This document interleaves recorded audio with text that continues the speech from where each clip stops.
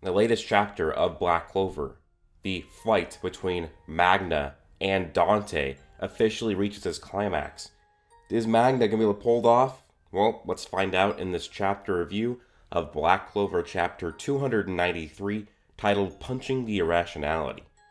After last week's break of the Black Clover manga, I am very glad to be back. Hopefully there is not that many more breaks planned in the next coming months, because I do miss having weekly chapters. I believe we've had 2 weeks off in the last 3 weeks or so, so it's definitely felt slow when it comes to the Black Clover manga, but glad to be back, glad to be making another chapter review. Now, the chapter picks up, and it shows a lightning streak spreading across, and so obviously that lightning streak would be luck, and it even shows him in the very next panel, and he's thinking to himself, this magic power. Is he thinking of its senses like Magna's magic, but why is it so strong? Or is he sensing Dante?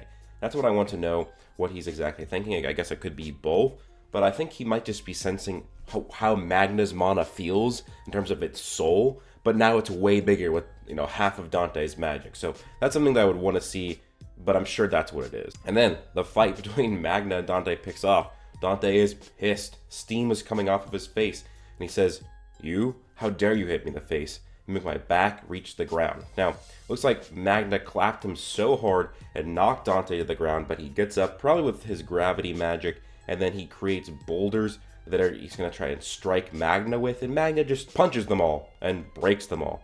Then Dante uses that rubble and creates a sword out of it. He forges a sword in the rubble, similar to what he's done many times before now in his, he uses his gravity magic to create things, which I think is really cool that Tabata has done that with Dante, and I wonder what type of things Lucifero could create with that gravity magic once Lucifero ever breaks out. But they're just fighting each other back and forth. Magna's landing a bunch of blows, Dante's landing some blows, and of course, remember, their magic power is equal because of Magna's Soul Chain Deathmatch, and so their magic's equal. Now, what other things it kind of brings in to, because magic power isn't everything in Black Clover, but it will then go down to mana control, magic type, physical strength, and skill. And we know that Magna has a really high physical strength, and he should have good mana control being a peasant, so those are two advantages he likely has, but his fire magic is probably at a disadvantage to the gravity and the body magic. Dante is pissed, and he says, even if you use your temporary shoddy magic in getting the half of my magic power to respond on my attack with the same amount of force, you'll get damaged, and then I will constantly regenerate. So there's a difference in our power in the first place. So again, Magna is getting hurt, Dante gets hurt, but then he regenerates. So yes, Dante, I guess, still has the advantage here, partially in this sense, because he can heal. And man, guys, I just look at this panel of Dante, and I just saw a panel of Morris and his devil possession a few minutes ago before recording this, and it just really looks the same. Is Lucifero hosting two different people here? That'd be pretty wild, but Dante says, it's not you who can give me the greatest pleasure. It's definitely not a cheap bastard like you. And Magna's like, yeah, you're right. I'm merely a peasant. And he thinks back and says, I wasn't born noble or royal, or I'm not Luck, who's getting stronger after his elf possession with a ridiculous amount of wit, even him being a peasant. Or Aste, peasant like me, with zero magic power, but has an amazing thing called anti-magic.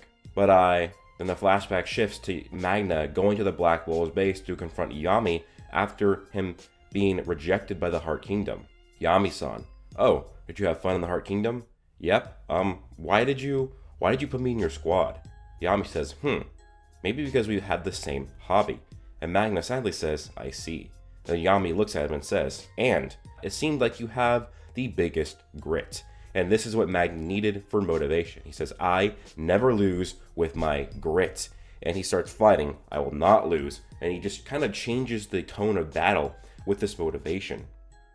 He thinks back to his Soul Chain Deathmatch and the creation process. It is a magic strategy that I developed with tenacity and special training. It is not something for you to nitpick. And yeah, I mean, if you just look at this here, Dante, he's probably a royal, I don't know about a royal, a noble within the Spade Kingdom. I'd say he's probably was a noble for him for coming from the Zagrates family and then being strong without having devils. So I would assume that he is a noble. And then he gets the king of the devils, essentially, Lucifero. And so he has two very good magic types, a shit ton of mana, he's nitpicking some commoner who's beating his ass. Yeah, Magna put far more work into his magic, and he's getting the fruits of that now. Whereas, I wonder what Dante would be at if he put the same amount of work that Magna has in his own spells. Now, again, it does seem like, based on the last few chapters, that commoners or peasants or people with less magic do have the advantage when it comes to these type of arrays, but still, it just shows that hard work can beat talent when talent doesn't work hard. And funnily enough, just great timing for Magna, terrible timing for Dante. Dante loses all of his devil power. He's like, what? And he says, my devil power is completely gone. And he said, no, he says, you bastard, what did you do this time? And Magna laughs. He says, I didn't do anything, you idiot. We're just out of magic power. A person like you who has an insane amount of magic would never have experienced a drained up mana amount. And there's no way that you fought against a person with a similar amount of magic power with you. So you did not realize that you spent a nonsensical amount of magic power, didn't you?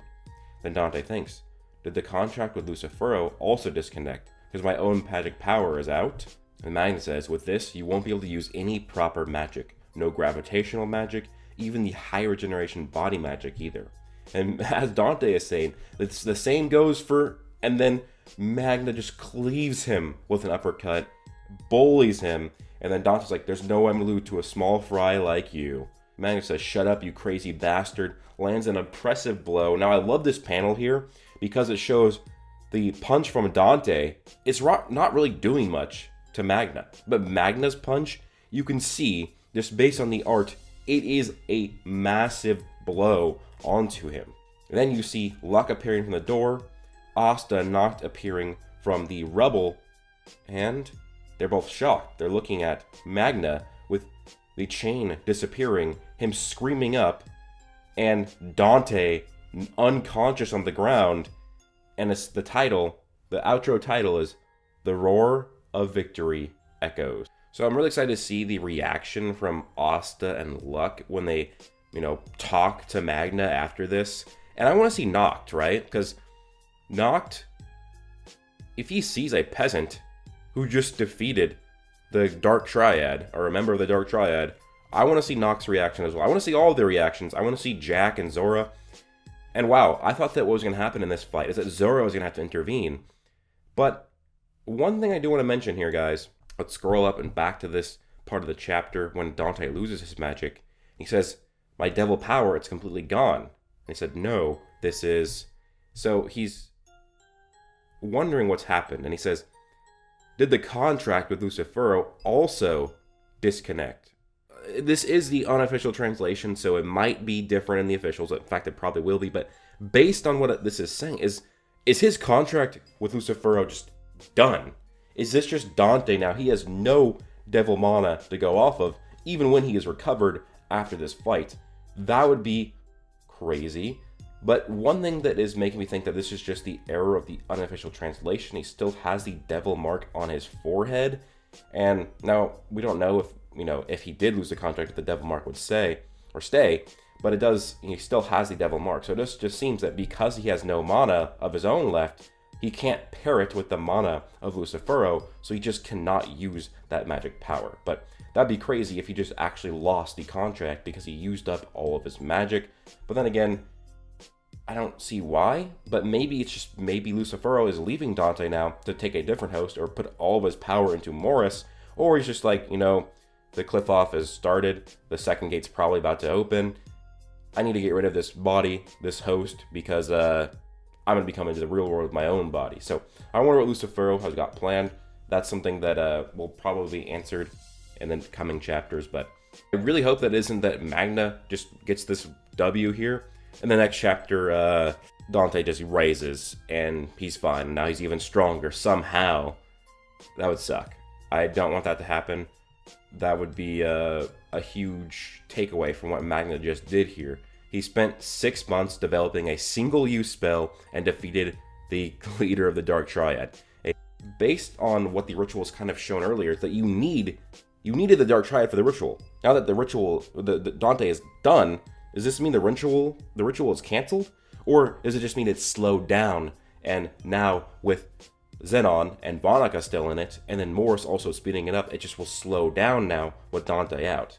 So that's one thing I'm also looking forward to see. That being said, that's kind of it for my chapter review. I love this fight. I love Magna getting so much love by Tabata, and now this has spawned a lot of hate for Black Clover, and I've seen it on Twitter, and this is, you know, it's kind of like sometimes half hate for Black Clover, half hate for Tabata and how he writes villains, and then also hate for Dante as a, you know, villain, or Magna getting an ass pull. I might make a video on why this is just stupid to say this is an ass pull for Magna, but as for Dante being a bad villain, him losing essentially to somebody just as strong as him, I don't see how that makes him a bad villain. You guys gotta remember that this spell literally makes them equal. He lost to somebody just as strong as himself in terms of magic power.